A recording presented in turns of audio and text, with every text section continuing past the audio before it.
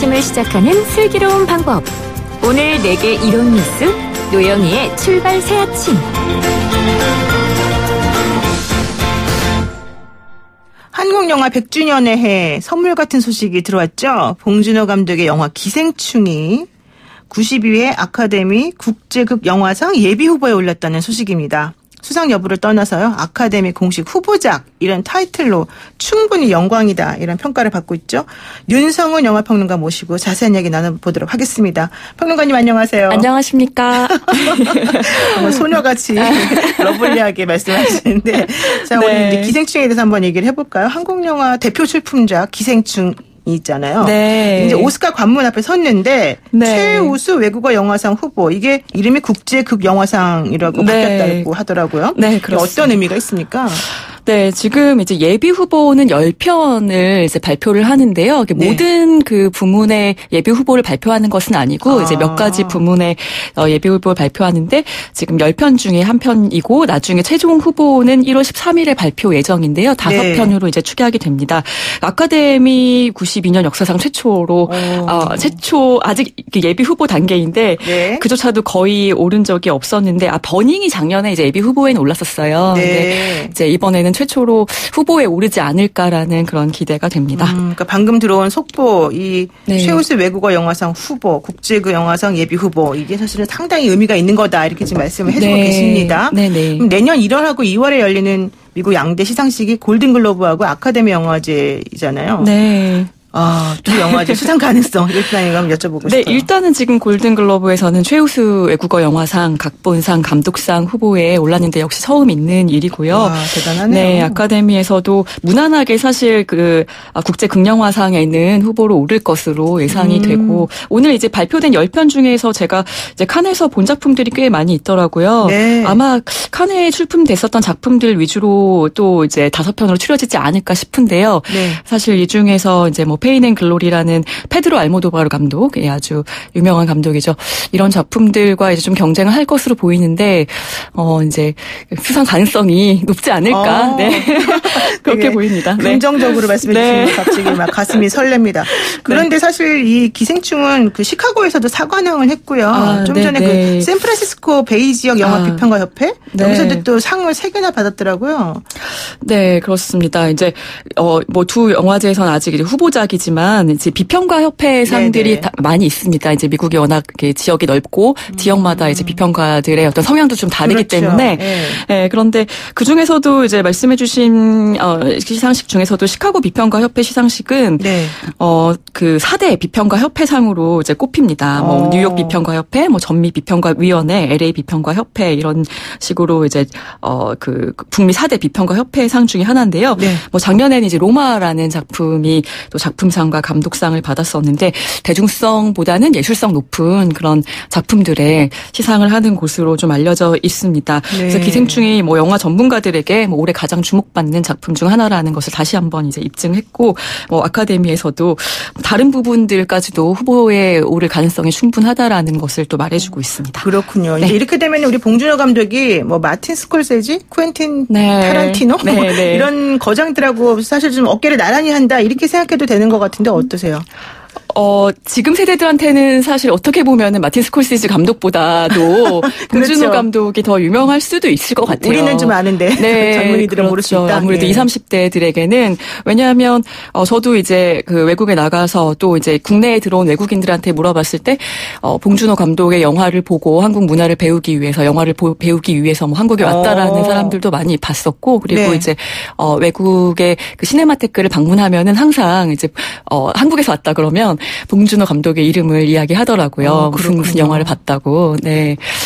근데 이 기생충 같은 경우는 이제 작품성도 뛰어나지만 또 상업성으로도 좀 좋은 작품이기 때문에 더 의미가 있는 거 아닙니까? 네, 그렇습니다. 그러니까 한국에서도 사실 1,000만 관객을 동원을 했었지만, 칸 영화제에서 물론 또 이제 수상을 했기 때문에 좀 그런 프리미엄도 있었고요. 또 외국에서도 이제 그 좌석 점유율이 굉장히 높았던 것으로 지금 알려져 있습니다. 그렇죠. 네.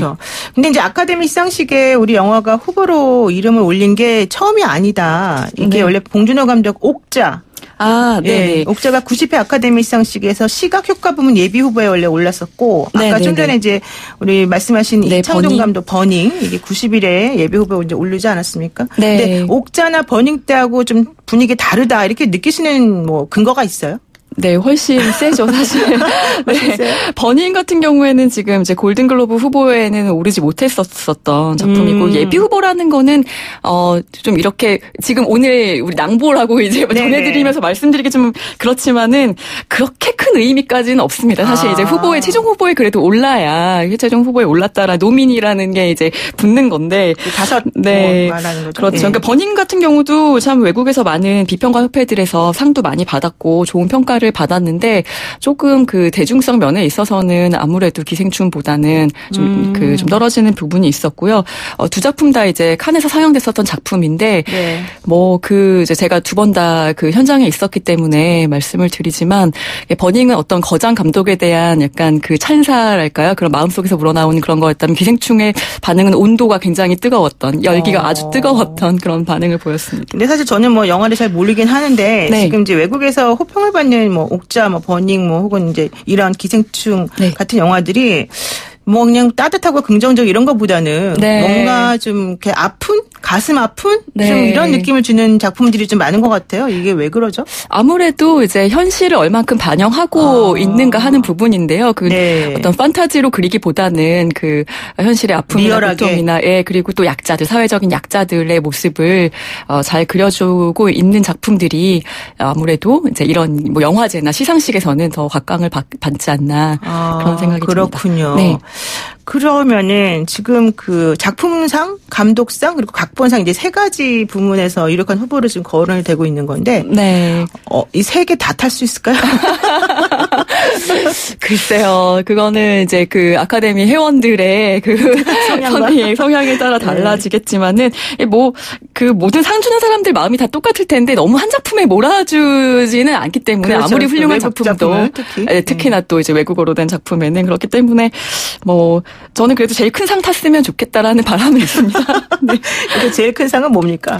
아무래도 최우수 작품상이겠죠. 그렇죠. 근데 지금 본 감독도 막 가슴이 콩당콩당 할 것 같은데 그 지난 5월에 칸 영화제에서 황금 종려상 우리가 받을 때요. 그때 현장에 계셨잖아요. 그때 외국분들의 그 평가랑 호응 이게 어떻던가요? 그때 당시에 워낙 화제가 됐었기 때문에 저도 이제 매체를 통해서 많이 말씀을 드렸지만 영화를 보는 중에 사실 이제 박수가 터지고 참 기발하고 정말 상상치 못했던 방식으로 이제 영화가 흘러가는 그런 장면들에서 아낌없는 박수를 보내줬고요. 그거는 이제 상영할 때마다 그런 반응이 나왔었고, 그리고 뭐 그 마지막에 그 시상 그 여부를 가릴 때도 뭐 심사위원단이 전부 이제 만장일치로 이 작품을 꼽았을 정도로 뭐 이렇게 예외 없이 모두가 좋아했었던 그런 작품이었습니다. 그 사실 저는 이런 생각도 해보는데 우리나라가 이제 예를 들면은 문학작품 같은 경우에 뭐 노벨 문학상 못하고 이러는 것 중에 하나가 외국어로 번역하기가 조금 애매해서 그렇다는 얘기 많이 들었잖아요. 그렇죠. 우리 영화 같은 경우에도 그 느낌이라고 하는 게 이제 있는데 이게 외국에서 이렇게 딱 뭐 이런 말 하면 그렇죠. 받아들여지기가 사실 쉽지가 않은데 이게 그럼에도 불구하고 요즘에는 예전보다 훨씬 많이 이제 이해도가 높아졌기 때문에 좀 더 유리한 측면이 있는 거 아닌가 생각이 들더라고요. 네, 그렇습니다. 이제 뭐 번역의 이제 중요성도 다시 한번 이제 생각해 볼 수 있는 부분인데요. 뭐 이제 한국에서 오래 살았고 또 이런 작업을 많이 해왔던 달시 파켓이라는 전문 이제 번역가가 비평가이자 이제 번역가가 이제 잘 번역을 해줘서 당시에 이제 그 상영될 때도 장면과 함께 한국말과 함께 이게 영어 자막에 뜰 때 같이 정말 크게 웃었던 그런 생각들이 지금도 많이 기억에 남습니다. 그렇죠. 그러니까 좀 우리나라를 확실히 잘 이해하고 아는 사람이 해주는 게 사실 좀 중요하지 않나 생각도 드는데요. 지금 이 83세 켄 로치 감독, 그리고 70세 페드로 알모도바르 감독이라고. 이분들이 이제 봉준호 감독과 경합을 하는 거였잖아요.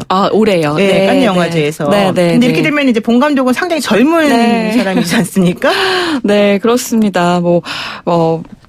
또 작품 편수로만 봐도요, 지금 7편째 장편이고 하기 때문에, 앞으로 더, 사실, 발전 가능성이라고 말하기에는, 벌써 거장이기 때문에 그렇지만, 그렇죠. 계속해서 자기의 최고작을 좀 갱신해 나가는 그런 느낌이 분명히 있는 그런 감독입니다. 보통 보면은 거장들이라고 해도, 그래도 초기작이 좋았지라는 감독들이 그렇죠. 사실은 많습니다. 예, 그런데 결국에 자기의 전작들과 경쟁을 해 나가야 되는 사람들이기 때문에, 거장들은, 본 감독은 요번에 그 기생충이란 작품이 이렇게 지금 다른 작품들, 과거의 다른 작품들보다 훨씬 더 지금 더 뜨겁게 사랑을 받고 있기 때문에 앞으로 다음 작품이 더 기대되는 그런 감독이죠. 그렇군요. 네. 이제 세대 교체가 좀 이루어졌으면 하는 바람이기도 하는데요.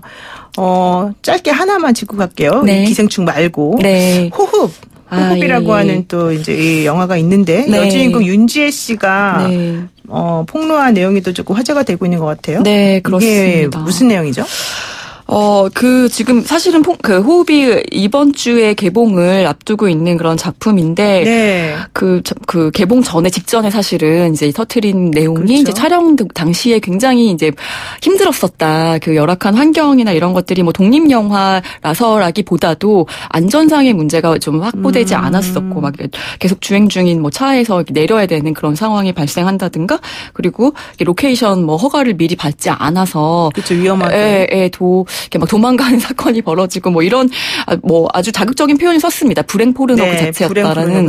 예, 그렇게 그렇게 이제 SNS에 올렸는데 그것이 이제 좀 화제가 됐었고요. 여러 가지로 정말 이 저예산 독립 영화들이 많은 힘든 일이 있는 것 같아요. 오늘 말씀 여기까지 듣겠습니다. 고맙습니다. 감사합니다. 네, 지금까지 윤성은 영화평론가였습니다.